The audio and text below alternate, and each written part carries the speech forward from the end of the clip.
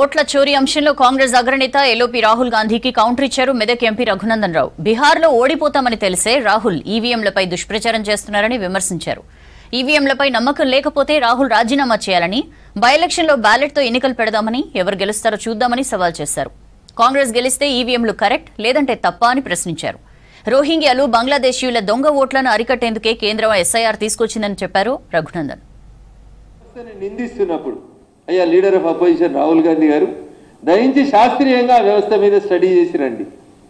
2 ఓట్లు తప్పు పడితేనే టీషర్ట్లు వేసుకొని వచ్చిన మీరు మరి ఒక చిన్న గ్రామ పంచాయతీలోనే నేను వారం రోజులు స్టడీ చేస్తే 1000 ఓట్లు దొరకగలిగినప్పుడు తెలంగాణ రాష్ట్రంలో స్థానిక సంస్థల్ని మీకు ఒప్పుకుంటే బ్యాలెట్ పేపర్లతో పెట్టు. కాంగ్రెస్ పార్టీ అధికారంలో ఉంది కదా, రాష్ట్రం సంబంధించిన ఎన్నికలే కదా, వెంటనే పెట్టు, బ్యాలెట్ పేపర్లతో పెట్టు.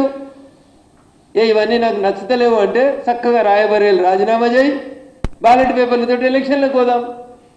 ప్రజలు ఇచ్చేటువంటి తీర్పును అప్పుడు ఆలోచిద్దాం. కాబట్టి దయించి మీకు విశ్వాసం లేదని ప్రజాస్వామ్యాన్ని మీరు అవమానపరిచేటువంటి రీతి లోపల చేయొద్దు. పారదర్శకత కోసం నరేంద్ర మోడీ గారి ప్రభుత్వం పనిచేస్తుంది. నిష్పక్షపాతంగా ఎన్నికలు జరగాలని కోరుకుంటున్నాం. మరి ఈవీఎంలను ట్యాంపర్ చేసేది ఉంటే కర్ణాటకలో కాంగ్రెస్ని ఎట్లా గెలవనిస్తుంది బీజేపీ? ఎన్నికలు జరిగినప్పుడు ఆ రాష్ట్రంలో బీజేపీ అధికారంలో ఉంది కదా. ఒకవేళ ఈవీఎంలను ట్యాంపర్ చేసే శక్తి ఉంటే కేసీఆర్ కొన్ని సీట్లు ఎందుకు ఓడిపోతాడు? బై ఎలక్షన్స్ లోపల మొన్న అధికారాన్ని ఎట్లా కోల్పోతాడు? కాబట్టి మనం గెలిస్తే ఈవీఎంలు మంచి, మా పార్టీ ఓడిపోతే ఈవీఎంలు చెడ్డయి. ఇంకా దారుణమైన మీకు గుర్తుండాలి, ఇందిరాగాంధీ ఓడిపోయినప్పుడు చెప్తుంది ప్రజల్ని ఫూల్స్ అంటది ఆమె. నాకు ఓటేయక కాంగ్రెస్ పార్టీని ఓడగొట్టిర్రు ఈ దేశ ప్రజలు ఫూల్స్ అని మాట్లాడింది ఇందిరాగాంధీ.